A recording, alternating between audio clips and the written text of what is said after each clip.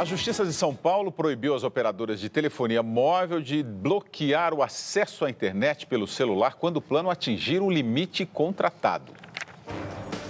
Só no mês passado, o Procon recebeu mais de 700 reclamações de clientes que ficaram sem internet quando atingiram um pacote de dados. A entidade diz que antes as empresas apenas reduziam a velocidade de navegação. O Procon recorreu à Justiça porque o contrato foi alterado unilateralmente. A multa para quem descumprir a decisão é de R$ 25 mil por dia. Ainda cabe recurso. Começou no Rio de Janeiro o julgamento do traficante Luiz Fernando da Costa, o Fernandinho Beira-Mar, pela morte de 4 detentos em um motim no presídio de Bangu 1 em 2002. Ele foi escoltado de Porto Velho, em Rondônia, onde cumpre pena de 120 anos de prisão. O Ministério Público Federal estima que não vai conseguir anular 90% das ações da quadrilha que cobrava propina de empresas em troca de decisões favoráveis no Conselho Administrativo de Recursos Fiscais, o CARF. Muitos pedidos de investigação foram negados pela Justiça e alguns crimes devem prescrever antes do levantamento de provas. A expectativa é que a Procuradoria consiga recuperar 5 dos 19 bilhões de reais que o esquema movimentou.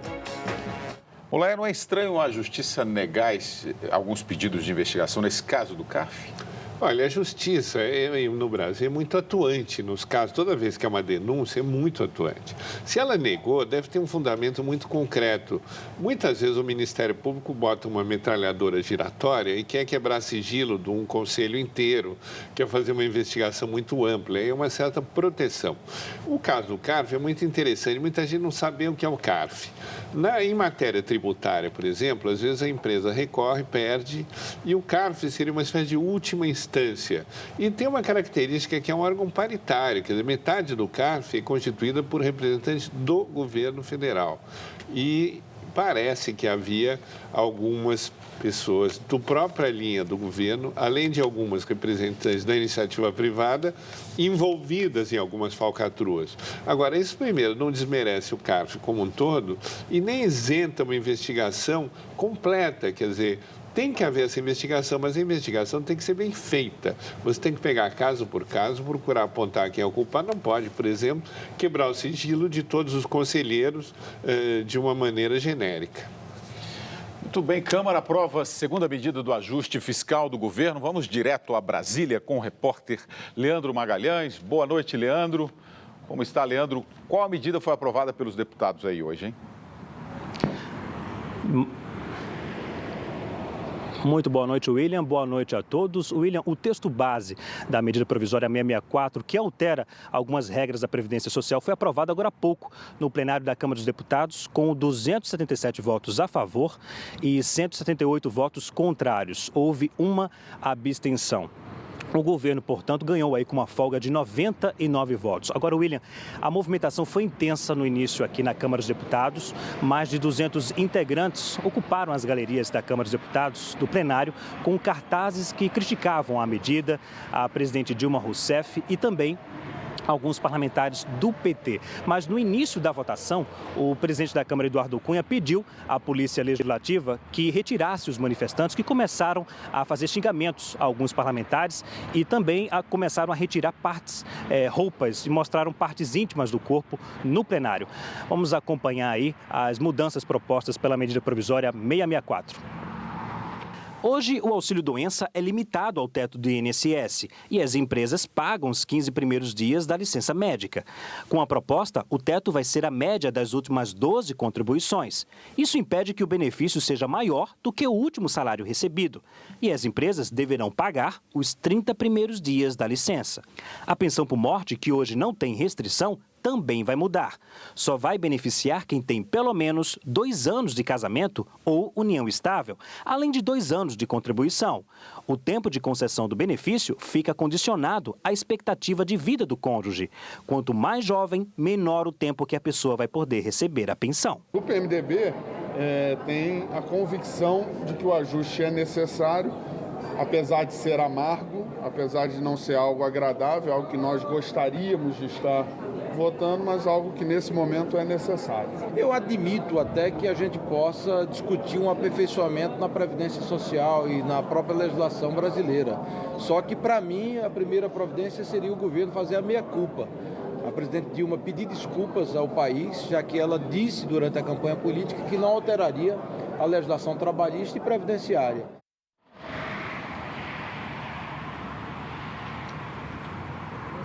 Bem, William, nesse exato momento os parlamentares votam 15 destaques à matéria. São 15 mudanças à medida provisória. A expectativa é de que a votação não termine hoje, só termine amanhã. Aí sim, depois da votação, a matéria segue para o Senado. Voltamos ao estúdio. William. Obrigado, Leandro. Operação Lava Jato, Ricardo Pessoa, dono da UTC Engenharia, fechou acordo de delação premiada e vai devolver 55 milhões de reais. No primeiro depoimento, o empreiteiro citou vários políticos envolvidos no esquema. Esse é o 16º acordo de delação premiada na Lava Jato. Ricardo Pessoa foi até a Procuradoria-Geral da República em Brasília e citou pelo menos 5 ex-parlamentares envolvidos no esquema de corrupção na Petrobras. E ainda o ex-ministro de Minas e Energia, Edson Lobão, também declarou que doou 7,5 milhões de reais para a campanha de reeleição da presidente Dilma, para evitar retaliações em contratos com a Petrobras. O ex-tesoureiro da campanha, Edinho Silva, hoje ministro da Secretaria de Comunicação Social, confirmou a doação. Os 7 milhões existem, eles foram declarados ao TSE. Eu estive com ele 3 vezes, isso é público, né? E eu sempre estive debatendo a campanha da presidenta Dilma e pedindo arrecadação como qualquer outro tesoureiro de campanha. Em Curitiba, hoje, 4 réus acusados de lavagem de dinheiro participaram de audiência da Justiça Federal. O lobista Fernando Baiano preferiu ficar em silêncio. Os outros 3 já tinham sido ouvidos outras vezes pela Justiça. Nestor Cerveró, o ex-diretor da área internacional da Petrobras, o executivo da Toyo Setal, Júlio Camargo, e também o doleiro Alberto Youssef. O senhor era o único operador dessas propinas? Não. Tinham vários operadores. A diretoria de serviço, o senhor era operador? Não, senhor. O senhor tem conhecimento? Quem que recebia esses valores na diretoria de serviço? Pelo que o senhor tinha conhecimento na época, certo? Na época, o que eu tinha conhecimento era que o tesoureiro do Partido Trabalhista, João Vacari, era o que recebia. Olá, essa é a delação mais esperada, né? Pelo menos aqui dizem que tem mais informações do Ricardo Pessoa. E ele já, antes mesmo da delação, ele já está dizendo que doou para a campanha da presidente Dilma Rousseff. É claro, tem que saber se essa doação, como ele disse, é só uma pressão para não sofrer pressões futuras, na verdade, né? É um caso curioso, porque o que o PT diz é o seguinte: a doação é legal. Não tem dúvida, a doação foi feita de acordo com a lei declarada ao TSE. Agora, de alguma maneira, essa doação foi forçada, que ele se sentiu constrangido, teria havido aí uma forma de extorsão, uma concussão. É isso que ele está colocando. Por que ele está fazendo a delação? Primeiro, ele não está preso mais, né? Então, não é para escapar à prisão. Provavelmente ele está fazendo a delação para tentar obter uma pena menor ou uma isenção de pena num quadro em que ele está percebendo que vão haver condenações pesadas e que, por exemplo, no caso do Mensalão, os empresários foram duramente condenados muito mais do que os políticos, né? Então, provavelmente ele não está querendo ser ele que vá para a guilhotina e enquanto os outros se safam. Então, ele diz, bom, vamos colocar na roda as outras pessoas envolvidas. E é interessante que ele já colocou aqui o ex-ministro Edson Lobão e parece que 5 parlamentares, né? Então, todo esse momento de delação, de tudo isso, está sendo muito discutido, causa uma certa sensação. Mas nós temos que esperar um pouquinho para ver o que vem dessa delação, quer dizer, até onde vai chegar. Devolver 55 milhões é ótimo, né? Quanto mais devolverem do que foi desviado, é melhor, mas é muito importante um esclarecimento muito amplo de todos esses fatos e sem a coação da prisão. Quer dizer, ele está livre, ele está falando porque agora ele resolveu que é do interesse dele contar o que sabe. É interesse também nosso e da justiça saber o que ele sabe. Mas quando ele conta o que sabe, que doou isso ou aquele valor para essa ou aquela campanha, e essa doação é uma doação legal, isso ameniza a pena dele ou não? É que a delação dele não é só sobre a doação, quer dizer, tem uma série de fatos. Ele é considerado o líder do que é chamado o clube ou cartel das empreiteiras, ou seja, uma organização que se formou para, de alguma maneira, dividir entre si contratos com a Petrobras com preços superfaturados e que, para isso, faziam doações, ou seja, faziam corrupção. Então, esse talvez seja o ponto central. Agora, o fato de que, além dele doar dinheiro por baixo do pano, com métodos de lavagem de dinheiro, para os responsáveis pela Petrobras, que ele também daria sob o manto da legalidade para o Partido dos Trabalhadores, em tese, poderia até sugerir uma forma de lavagem de dinheiro. Quer dizer, é você usar um canal lícito para fazer um pagamento que moralmente é ilícito. Mas como é que se prova isso? Aí é que está. Né? Então, a prova disso é muito difícil. E faz parte do esquema de delação que quem fala tem que provar. Quer dizer, o fato está provado, a circunstância resta por comprovar e talvez seja muito difícil comprovar. O Roberto Miranda está falando pelo Twitter que empresas doaram tanto dinheiro para campanhas políticas, por que elas não doam para o FIES, por exemplo? É essa sensação que o brasileiro fica, né? Com certeza, uma indignação muito grande, né, com tudo isso. Agora, a análise do Muller, quer dizer, esclareceu muita coisa e é estarrecedor, né? O Fernando aqui pelo WhatsApp está perguntando como é que chegou à conclusão que ele só deve devolver 55 milhões. Como é que se chega a essa conclusão? Olha, aí nós, advogados, temos alguma dificuldade com os métodos atuariais. Eu já fico perplexo saber como é que calcula o prejuízo da Petrobras, né?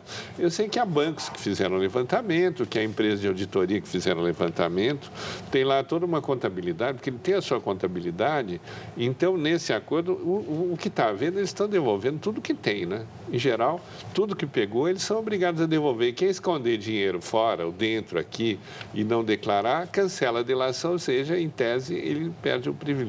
Olha, o PT nega recebimento de propina. Procurado pelo Jornal da Cultura, o advogado do ex-ministro Edson Lobão afirmou que desconhece os termos da delação e que todo acordo desse tipo deve ser avaliado com reservas. Segundo ele, Lobão está tranquilo. Ao falar a investidores em Nova York, o ex-presidente Fernando Henrique Cardoso mencionou o combate à corrupção no Brasil e o escândalo da Petrobras. FHC atacou diretamente o sucessor. Veja na frase do dia.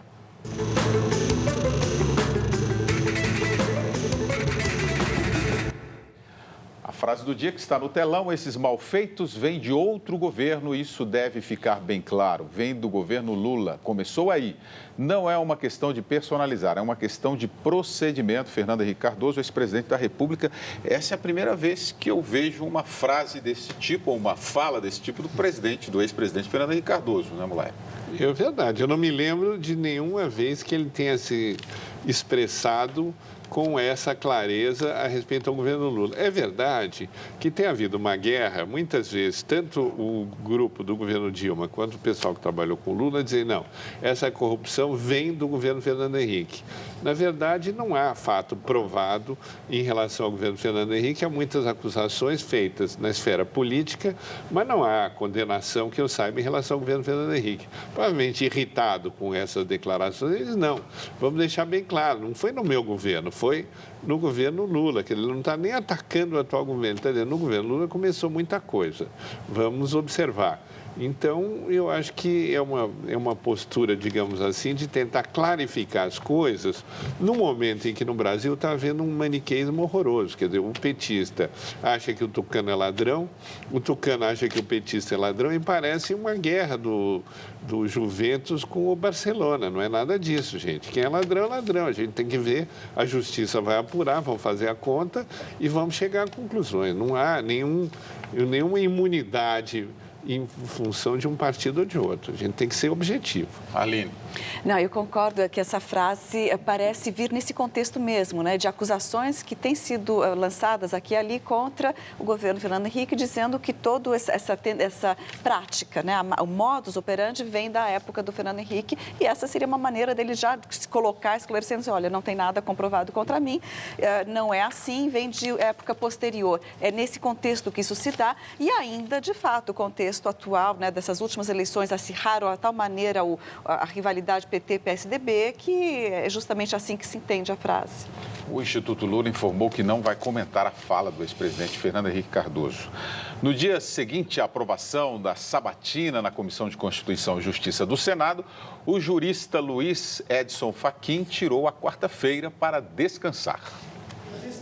Na próxima terça-feira, Luiz Edson Fachin vai passar pela segunda prova para chegar ao Supremo Tribunal Federal. O nome dele será submetido ao plenário do Senado e precisa ser aprovado por maioria simples. Eu estou feliz e honrado e agora aguardo a etapa seguinte, que é a deliberação do Senado Federal.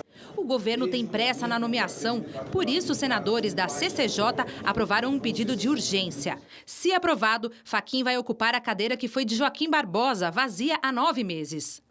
A sabatina no Senado foi exaustiva. Nas 12 horas de perguntas, Fachin esclareceu o exercício simultâneo da advocacia enquanto foi procurador estadual no Paraná e negou vínculos com o PT. Temas indigestos que fizeram o jurista perder até o apetite no jantar. Mas no final, ele pôde comemorar com a mulher e com as filhas a aprovação por 20 votos a 7. O tempo dessa sabatina, mulher, não foi excessivo? É totalmente fora do normal, não é? No Brasil, a gente passa de um polo a outro. Antigamente, a sabatina no Senado era homologatória. O presidente indicava, o Senado aprovava e estava tudo feito. De repente, o Senado agora está nessa nova postura que quer, enfim, assumir o que considera o seu verdadeiro papel e faz uma coisa como essa que eu acho submeter um senhor, um jurista indicado ao Supremo a sabatina de 12 horas é quase um escândalo, né? Mas o que se observa também é um resultado para ele, ao meu ver, favorável. Ele mostrou que tem resistência, que tem paciência, que tem diplomacia, que tem sensibilidade e saiu-se muito bem das questões. Há uma questão inegável, ele é um progressista. É um homem que esteve sempre atento às questões sociais e do lado dos desfavorecidos da questão social, o que não vai lhe tirar a isenção como ministro. Então, eu, por exemplo, estou muito contente que tem alguém com esse perfil no Supremo. Eu acho que o país merece um progressista inteligente, lúcido e equilibrado no Supremo. Acho que só pode fazer bem ao país. Estamos recebendo comentários aqui ainda sobre a frase do ex-presidente FHC. O Sandro Couto aqui está dizendo, é muita ingenuidade imaginar que a coisa toda começou no governo Lula. É o que você disse aí, né? Não adianta saber de onde começou, né? Nessa altura, vamos apurar fato por fato. A Câmara Municipal de São Paulo aprova em definitivo o projeto de lei que proíbe o uso de cães por empresas de segurança privada. Lourenço e Maia trabalham juntos há 7 anos. Nelson e Max também formam uma dupla. Eles fazem a segurança da sede social de um clube no centro de São Paulo. Os cães são alugados por uma empresa de vigilância. Segundo o proprietário da companhia, os animais fazem jornada diária de 8 horas e recebem assistência veterinária uma vez por semana. O animal, ele acompanha o ser humano desde os primórdios. O animal, ele é realmente, como todos dizem, o melhor amigo do homem. Segundo o Sindicato das Empresas de Segurança Privada em todo o estado de São Paulo, são cerca de 600 cães de guarda utilizados em serviços de vigilância. Animais como a Maia e o Max, que a partir de agora estão proibidos de trabalhar na capital paulista. O motivo apontado por quem defende a lei são os maus tratos aos animais. Os animais não podem ser considerados coisas, né, que nós podemos simplesmente alugar. E especialmente o cão é uma espécie extremamente sociável, ele precisa da interação com o ser humano, com outros cães. A lei exclui da proibição os cães usados pela Secretaria de Segurança Pública e, para valer, ela ainda precisa ser sancionada pelo prefeito da capital paulista. Não somos contra, somos a favor da lei. Só que teria que ter uma observação importante. que as empresas de segurança pudessem continuar usando os cães e essas fossem muito bem fiscalizadas. Na Assembleia Legislativa, tramita um outro projeto de lei que ampliaria essa proibição para todo o estado de São Paulo. O texto está na Comissão de Constituição e Justiça. O aluguel de cães já é proibido em outros locais do país. O estado pioneiro foi o Paraná, que desde 2009 não permite que cachorros sejam usados como guardas. E quem burlar a lei responde por crime ambiental. Maus tratos aos animais é crime previsto por Lei Federal de Crimes Ambientais, que prevê uma pena de 3 meses a 1 ano de detenção, que pode ser aumentado de 1/6 a 1/3 se ocorrer a morte do animal. E aí, Arline Clemente, proibir ou fiscalizar o uso de cães? Bom, eu acho que o uso de cães precisa ser fiscalizado, não proibido, de fato, né? Então, tudo que é exagero está claramente equivocado. Agora, essa fiscalização, eu vejo coerência, sim, em vedar o aluguel do cão. Né? Você vê coerência? Coerência em vedar o aluguel. Quer dizer, se você tem uma empresa que possui, sei lá, 2, 3, 4 cães, que cuida desses cães, que comprova o tratamento, a ração, desde a qualidade da ração até os cuidados médicos, até não treinar um cão assassino, digo assim, um cão treinado para uma função, não para, né, ser extremamente agressivo. Isso é uma coisa, uma fiscalização pode ser isso. Agora, o cão, ele está muito ligado ao dono, ele está muito ligado às pessoas, como disse outro entrevistador, enfim, alugar esse cão, tratar como se fosse algo tão impessoal, eu acho que vai contra o que a gente, pelo menos, enquanto, né, proprietária de cães, eu já tive 5 cães em casa, na chácara, mas vai contra o que a gente observa da natureza desse cão, que o ideal, e ele se sente, e ele vai efetuar melhor a sua função, digamos assim, de acompanhar um guarda ou para qual foi treinado, se não for alugado dessa forma. Então, é uma pequena medida que eu vejo, sim, como não só a proteção do cão, mas proteção também de quem está trabalhando com esse cão e de quem está no ambiente onde esse cão está trabalhando. Não é só, é uma questão geral. Vamos lá, eu concordo com a Arline. Olha, eu confesso, eu fiquei chocado com essa lei, achei essa lei um absurdo. Veja bem, vamos começar com a argumentação, né? No projeto se diz o seguinte, que usar o cão como cão de guarda expõe a integridade física do animal ao risco permanente. Então, o que propõe o projeto? É trocar o cão por gente, por vigilante humano. Quer dizer, vamos expor as pessoas, o ser humano, ao risco permanente, né, do bandido e tira o cachorro. Agora, eu diria o seguinte, né? Os cães, na verdade, o domínio dos cães reproduz um pouco a nossa sociedade. Você tem o Lulu da Madame, que não faz nada, só fica lá no bem bom, e você tem o que trabalha, que, em geral, são, por exemplo, os cães de guarda. Ontem ainda, a Câmara deu uma medalha para um cachorro que fez uma grande obra aí, salvando uma pessoa, localizando drogas, os cães da PM, no Exército, na polícia. É muito comum o uso de cães, muita gente tem o seu próprio cão que usa para a guarda do jardim. Então, eu diria o seguinte, eu detesto todo tipo de violência, também acho que o cão agressivo é desagradável, não gosto de quem usa o pitbull para se defender, mas eu acho que numa tarefa de policiamento público ou privado, a guarda particular, você tem um cachorro, eu diria, não me parece uma aberração. A aberração seria maltratar o cachorro, mas isso já é crime, não precisa de lei, você bota na cadeia quem maltratar, você fiscaliza melhor.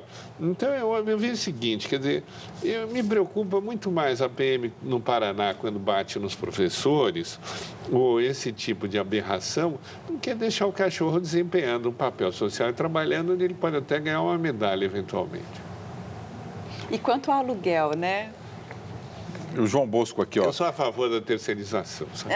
O João Bosco pelo WhatsApp está dizendo aqui que querem tirar o emprego dos cães. Na verdade, ele não recebe salário, né? Esse é o problema.